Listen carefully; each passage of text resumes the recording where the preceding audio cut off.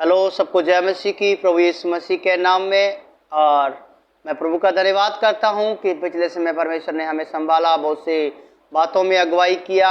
और परमेश्वर का धन्यवाद करते हैं जो हमने पिछले समय बात की थी। मैं बात कर रहा था 5 पड़ाव के बारे में, और अभी तक जो हमने 2 पड़ाव के बारे में सीखा, पहला पड़ाव के बारे में सीखा जो पहला।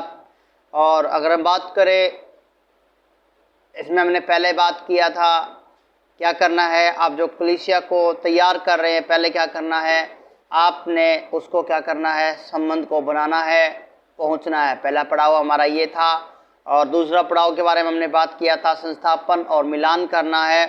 आज मैं तीसरे पड़ाव के बारे में बात करूंगा। ये पड़ाव किस चीज़ को दिखाता है? ये पड़ाव इस चीज़ को दिखा आपकी एक अच्छी स्वस्थ कलीसिया के लिए हम किन किन बातों को ध्यान रखते हैं। तीसरे पड़ाव के बारे में बात करेंगे। और तीसरा पड़ाव है परीक्षण के बारे में और सुजचित के बारे में, इसको हम बोले सजावट के बारे में। पहले इसका हमें परीक्षण के बारे में और सुसज्जित बोले तो सजाना कोई चीज़ को, उसकी सजावट के लिए आज मैं बात करना चाहता हूँ। बहुत ज़रूरी है जो मैंने पीछे बात किया था, हमारे जो पहले पॉइंटों में हमने देखा था कि हमने क्या करना है। पहला जो पॉइंट संबंध बनाने में बात किया था कि हमने क्या करना है, आत्मिक नींव को मजबूत करना है। दूसरा हमने क्या किया था, उसके बाद में मध्यस्थ प्रार्थना करने वाले दल को तैयार करना है। उसके बाद मैंने बात किया था बीज को बोना है और उन्हें ग्रुपों में, छोटे छोटे दलों में बांटना है, छोटे छोटे समूहों में बांटना है। उसके बाद मैंने बात किया था हमारा संस्थापन करना है और मिलान करना है, जिसके बारे में अगर हम बात करें वहाँ पे क्या है, हम बात करें वहाँ पर कलीसिया के रूप में एक दल को स्थापित करना है। आपकी आराधना जो आप कर रहे हैं उसके लिए एक रूपरेखा अंकित करनी है। और तीसरा सदस्यता को निर्धारित करना है, मतलब आप जो कलीसिया बनाई है, जो लोग इकट्ठे हो रहे हैं, मैंने बताया था। उसके बाद अपनी सदस्यता को तैयार करना है। एक मसीह बनने के लिए, एक सदस्य मेंबर बनने के लिए कौन सी बातें उसके अंदर लागू होनी चाहिए, और ये जो चीज़ें हैं आपकी बाइबल से ही होनी चाहिए।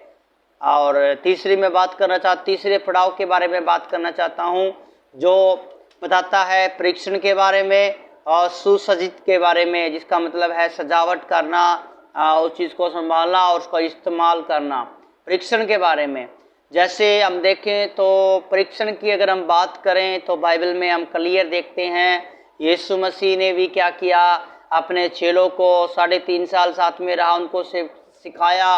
और उसके बाद में क्या है, उनको भी बोला क्या करना है, तुम सारे जगत में जाओ और सब लोगों को क्या करो, चेला बनाओ।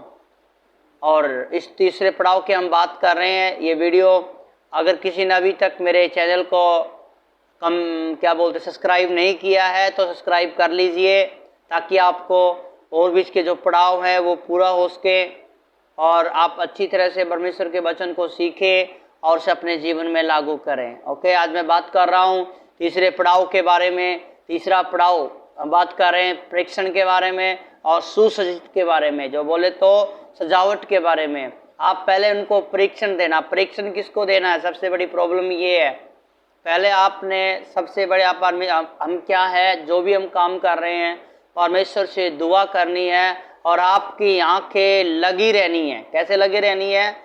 जैसे क्या गडरिया क्या करता है, भेड़ों को संभालता है, उसकी नज़रें सबके ऊपर होती है।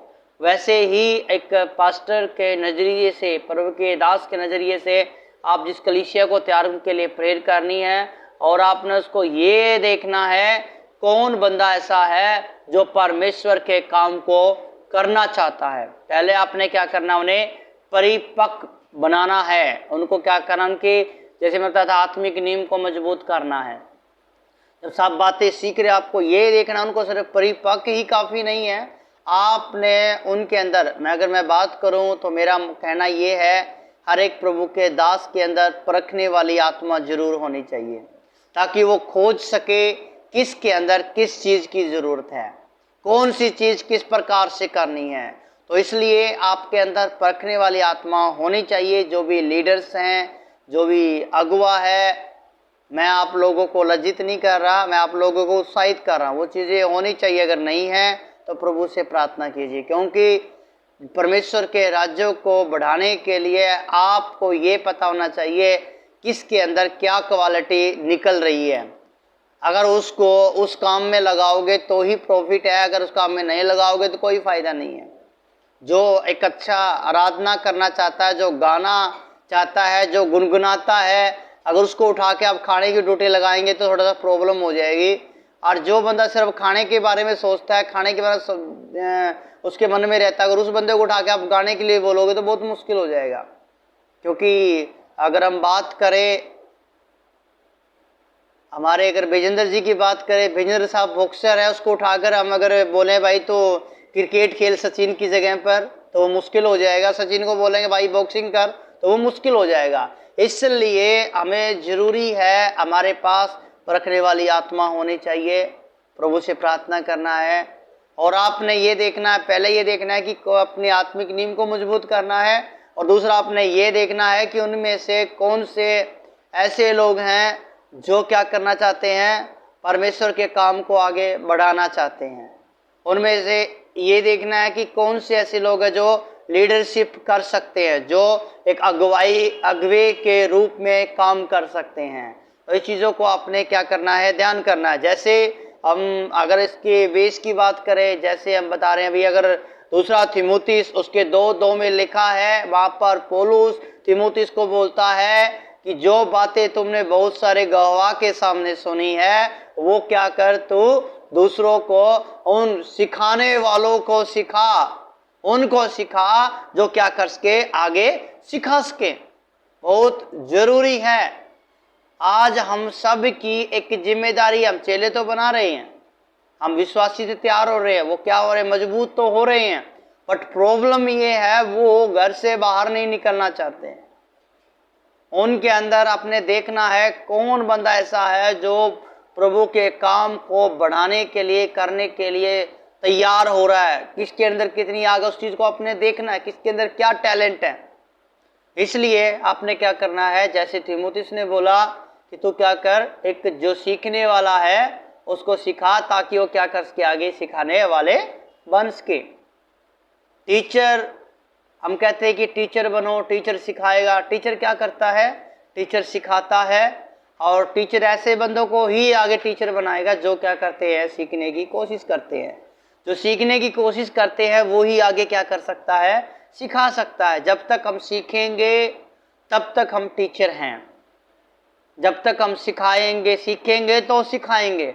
अगर आपका सीखना बंद हो जाएगा तो मतलब क्या है, आप सिखाना भी आपका बंद हो जाएगा। इसलिए बहुत जरूरी है। हालेलुया।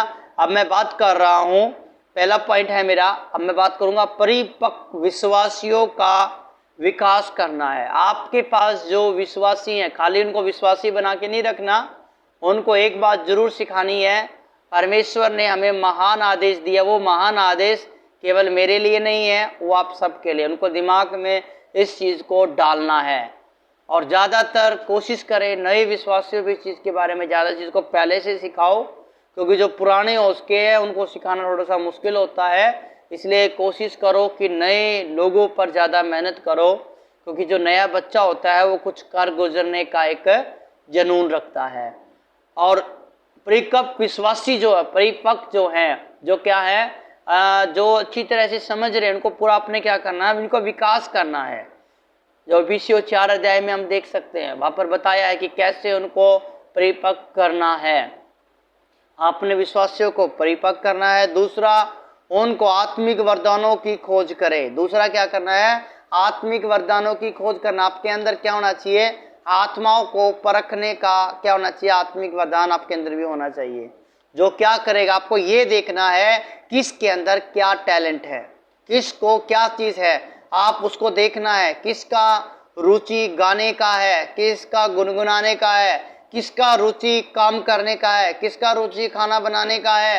या चर्च के अंदर बहुत से लोग आते हैं, बट हमने देखना है कौन बंदा क्या काम कर रहा है, उसको उसी काम के लिए तैयार करो। अगर ऐसा जब करोगे तो आप ऑटोमेटिक ही परमेश्वर की कलीसिया को, परमेश्वर की सेवकाई को आप बढ़ते हुए देखोगे। अगर ये सोचोगे नहीं सारा काम मैं करूँगा, आराधना मैं करूँगा, प्रचार मैं करूँगा, प्रार्थना मैं करूँगा, तो हम थक जाएंगे जी।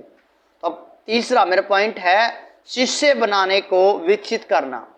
आपने अपने जो विश्वासियों को आप परिपक्व तो कर रहे हैं, अब आपने ये देखना है, जैसे जमींदार क्या करता है, मैंने पहले भी बताया था, जमींदार क्या करता है, फसल को तो काटता है, उसमें से क्या करता है, जो अच्छा बीज है, जो क्या करता है, रिप्रोड्यूट करता है, जो क्या बोलते हैं, जो दोबारा उत्पन्न करने की क्षमता रखना है, जो दोबारा क्या करता है, बच्चा जनने की क्षमता रखता है, उस अच्छे बीज को क्या करता है, वो निकाल लेता है, उसको साइड में करता है, और बाकी जो बीज उसको क्या करता है, कुछ को क्या करता है, बेचता है, कुछ को अपने घर में रखता है, और जो बचा हुआ जो बीज था, कुछ खाने में इस्तेमाल करता है, कुछ बेचने में करता है, बट जो अच्छा बीज था उसको संभाल के रखता है, ताकि दोबारा इसको क्या किया जाए, इस बीज के दोबारा फिर फल तैयार हो सके। वैसे ही आपने अपने विश्वासियों में आपने ये देखना, विश्वासियों सबको मजबूत बनाना है, सबको चेला बनने के लिए क्या करना है, तैयार करना है, उनको बोलना है कि हमारी एक जिम्मेदारी है। तीसरा पॉइंट आपने ये भी करना, आपने ये भी देखना है, उनके अंदर ऐसे आपको ऐसे व्यक्ति भी मिलेंगे, ऐसे बच्चे भी मिलेंगे, ऐसे विश्वासी भी मिलेंगे, ऐसे चेले भी मिलेंगे, जो क्या करना चाहते हैं, दूसरों को तैयार करने की क्षमता रखते हैं। जैसे अगर आप चर्च में हो, कई बार नहीं है, लोगों को जो एडवाइस देते हैं, जो लोगों क्या करते हैं, उत्साहित करते हैं, बहुत सी बातों को, कई बार उनके चीज़ों को सोल्व करते हैं, मतलब कहने का मेरा मतलब ये है, तो उनके लिए सहायता करता है, उन लोगों को भी देखना, वो क्या करेंगे, शिष्य बनाने का काम करेंगे। जैसे पौलुस ने बोला, तीमुथियुस, मैंने जो बातें तुम्हें बहुत से गवाहों के सामने दी सिखाई है, वो क्या कर, तो दूसरों उनको सिखाने की कोशिश कर, जो आगे सिखाने वाले बने। आपने क्या करना है, उनमें से उन बंदों को निकालना जो क्या कर रहे हैं, जो लीडरशिप रखने की भावना है, जो कुछ करना चाहते हैं, जो लोगों में जाना चाहते हैं, उनको भी बोलना है कि आपने उन लोगों को तैयार करो जो क्या कर सके, आगे और चेले बना सके। ऐसे ही परमेश्वर का काम बढ़ेगा। और जरूरी नहीं है कि पूरी कलीसिया के अंदर कई बार सारे लोग ही लीडर बनेंगे, जरूरी नहीं है, बट आपने पहचान करनी है कौन किस काम के लिए इस्तेमाल किया जाएगा। और चौथा पॉइंट है, आत्मिक भंडार को परिभाषित करना है। एक बहुत बड़ा एक विषय है, इसको हम समझाते समय काफ़ी पास्टर्स हैं बड़ा जोर देते हैं, काफ़ी चीज़ों को समझते हैं। मैं एक बार फिर सारे पॉइंटों को कवर करना चाहूँगा। पहला क्या करना है, आपने परीक्षण और सुजित का हमारा जो पड़ाव है, तीसरा पड़ाव बात करें, परीक्षण करना है, उनको सजाना है, मतलब उनको तैयारी करनी है उनकी। और क्योंकि कोई भी चीज़ है बिना तैयारी के काम नहीं होगा, क्योंकि आपको पता है जब फौजी बनने से पहले उनकी प्रैक्टिस होती है, और इसलिए एक चेला बनने के लिए एक प्रैक्टिस जरूरी है। कम से कम 3 ईयर तो कम से कम एक चेले को तैयार कीजिए, ताकि वो आगे आने समय के अंदर प्रभु का दास या सेवादार बने। उसके लिए 3 साल समथिंग ट्रेनिंग होनी बहुत जरूरी है। उसके ऊपर आपको ध्यान भी करना पड़ेगा, उसके साथ टाइम स्पेंड भी करना पड़ेगा, हो सकता है उसको कलीसिया में साथ भी रखना पड़ेगा। और पहला पॉइंट उसका ये है, परिपक्व विश्वासियों को विकसित करना है, विकास करना है। मतलब आपकी कलीसिया में क्या करना है, आपको उनको मजबूत शिक्षा देनी है। अगर आप बाई चांस अगर नहीं भी होते तो आपकी कलीसियाओं की जो नींव है हिलाने वाला ना बने। आत्मिक वरदानों की खोज करना है। पहला, परिपक्व विश्वासियों का विकास करना है, आत्मिक वरदानों की खोज करना है, और तीसरा पॉइंट था शिष्य बनाने को विकास करना है। आपने शिष्य भी बनाना है, ये भी देखना है कि कौन बंदा लीडरशिप कर सकता है, कौन किस काम को अच्छी तरह से कर सकता है। ऐसे बंदों को भी आपने निकालना है, उनको दबाना नहीं है, उनको निखार लाना है। इससे आपकी कलीसिया आपके पास प्रभु ने दी है उसमें बढ़ोतरी होगी और 4 चांद लगेंगे। और आत्मिक भंडारीपन को प्रभाषित करना, मैं इसके बारे में बात करूंगा, जो हम 2 कुरिन्थियों 8 अध्याय के 1 के साथ में पढ़ सकते हैं। मैं यहाँ पे बता रहा, आत्मिक भंडार के बारे में अगर मैं बात करूंगा, लोगों को सिखाना है। आज अगर आत्मिक भंडार की अगर हम बात करें, लोग क्या करते हैं, ज्यादातर प्रॉब्लम क्या आती है, धन के भंडार की तरफ ज्यादा ध्यान देते हैं। वो जब मसीह में नहीं होते बहुत सारा पैसा लुटा देते हैं, जब मसीह में आ जाने के साथ में कंजूसपन की एक आत्मा है वो साथ में आ जाती है, बहुत ज्यादा लगाते हैं। ये आजा भाई तो भी चल, वहां चलना है, चलो जी गाड़ी लेके, पर जब मसीह में आ जाते हैं, मैं बात करूँ तो हमारी बत्ती सी गुल हो जाती है। इसलिए उन लोगों को अच्छी तरह सिखाना है भंडारीपन क्या है। अगर भंडारीपन की बात करेंगे, आपको बताएंगे हाँ जी इतना पैसा कमाओ, ये करो वैसा करो। उन लोगों को मजबूत करना है, उनको ये चीज सिखानी है कि आप क्या बनो, देने वाले बनो। बाइबल में लिखा है तुम लेने वाले से देने वाला भला है। और हम देख सकते हैं प्रेरितों के काम में, जब कलीसिया जब तैयार हुई, यीशु मसीह मर के जिंदा हुआ, फिर चलो 40 दिन रहा, उसके बाद में क्या हुआ, पेंटिकुस्त के दिन में क्या हुआ, पवित्र आत्मा उतरा, लगभग 3000 लोगों ने बपतिस्मा लिया। और क्या प्रॉब्लम हुई वहां पर 3000 लगभग लोगों ने बपतिस्मा लिया। और उसके बाद में क्या हुआ, कलीसिया रात दिन क्या हो गई, तरक्की करने लग गई थी। और क्या हो गया, वो एक दूसरे के बारे में सोचने लगे। वो क्या करते थे, एक दूसरे की सहायता करते थे। जो भी पैसा आता था वो क्या करते थे, प्रेरितों के पास लेके आते थे, एक दूसरे की मदद करते थे। आज वो चीज नहीं है। कलीसिया बढ़ोतरी के लिए हमें पैसे की भी जरूरत है, साथ की भी जरूरत है, पैसे की भी जरूरत है। लोगों को इस चीज के बारे में सिखाना है कि दान कितना जरूरी है। और कम से कम 10% को नहीं, अगर बाइबल को देखें तो एक जगह अगर बात करें तो कम से कम वो जो आप तेल, उनको चीज सिखाना, आप भी निकालना सीखना है, उनको भी सिखाना है, कम से कम वो 35% निकालें, उनको सिखाना है। आज 10% का जमाना नहीं है। नए नियम की अगर बात करें, उसने बोला है हम 10% से भी ज्यादा निकाल सकते हैं। पुराना नियम हमें दशमांश के बारे में बताता है, बट अगर नए नियम की बात करें उससे ज्यादा हम निकाल सकते हैं। किस लिए निकाल रहे हैं, सबसे बड़ा सवाल उनको ये बताना है। तो ये बात तो कल ही है, पुराना नियम एक बात को बोला है, तुम सारे दशमांश को मेरे भंडार में ले आओ। तो सीधी सी बात है, जब परमेश्वर दशमांश के बारे में इतनी बड़ी आशीष से बोल रहा देने के लिए, मैं आकाश से झरोखे खोल दूंगा, ये मैं तेरे लिए कर दूंगा, ये हो जाए ऐसे हो जाएगा। अगर 35% अगर प्रभु ने निकालने की कोशिश कर रहे हैं तो परमेश्वर हमें क्या नहीं देगा। इसलिए अपने विश्वासियों को मजबूत करना है भाई। आपने धन में भंडारीपन नहीं करना, आत्मिक रूप से आपने क्या करना है, भंडारीपन होना चाहिए। आत्मिक रूप से आपके अंदर भंडारीपन होना चाहिए। उस भंडारी की तरह उसको पता लगा कि मेरा मालिक क्या करेगा, मुझे अब निकालेगा। उसने क्या किया, पैसे को जिसका किसी से वो मांग रहा था, उसने उसको बुलाया, उसको दोगुना दिया। और जिसको उसका देना उसको डबल दिया। क्या किया उसने, इसलिए इसको किया ताकि उसे फ्यूचर में प्रॉब्लम ना आए। अगर एक संसारिक भंडारी इतना सोच सकता है तो हम तो प्रभु के बच्चे हैं। इसलिए मेरे भाइयों, लोगों को सिखाना है पैसे का अच्छा सदुपयोग किया जाए, मतलब आत्मिक भंडारीपन की परिभाषित उनको करना है, आत्मिक उनको बनाना, आत्मिक चीजों की तरफ उनकी तरफ ज्यादा ध्यान देने की इनको कोशिश करवानी है। पहला पॉइंट मैंने बताया था, तीसरे पड़ाव की बात करें इसमें पहला पॉइंट हमारा यही था, क्या करना है, हमने परिपक्व विश्वासियों को विकसित करना है, मजबूत विश्वासियों को। दूसरा, आत्मिक वरदानों की खोज करनी है, खोज करें, उन्हें भी सिखाना है कि आत्मिक वरदान क्या चीज है, और आपने भी देखना कि इसके अंदर क्या वरदान आ रहे हैं। शिष्य बनाने के लिए, जो शिष्य बनाने के लिए विकसित करना, जो शिष्य है आपने चेलों को भी तैयार करना है, और आत्मिक भंडारीपन की परिभाषित करना, लोगों को आत्मिक भंडारीपन के बारे में अच्छी तरह से समझाना, उनको बताना है भाई दान निकालो, दशमांश निकालो, ताकि आपके घर में परमेश्वर की ब्लेसिंग आएंगी। कि मैं नहीं बोल रहा, दशमांश के बारे में बाइबल बोल रही है। कई बोलते हैं जी नया नियम में क्यों नहीं लिखा, क्योंकि जिन लोगों के बातें सिखाई गई थी सभी को पता वो यहूदी थे, और वो यहूदी लोग जब मसीह में आए उनको इसका पता दशमांश क्या, इसलिए उनको बताने की जरूरत नहीं थी। पतरस को उन लोगों को बताने की जरूरत नहीं थी, क्योंकि ऑलरेडी ही वो काफ़ी बातों को सीख चुके थे। इसलिए आज हमें बताने की जरूरत है, क्योंकि हम यहूदी नहीं है जी। हालेलुया।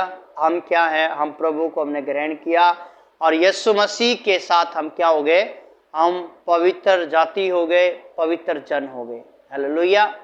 और इस टॉपिक के द्वारा सबको जय मसीह की। अब आगे चौथे पड़ाव के बारे में हम फिर से बात करेंगे। ओके, सबको जय मसीह की। God bless you. प्रभु आपको आशीष करे।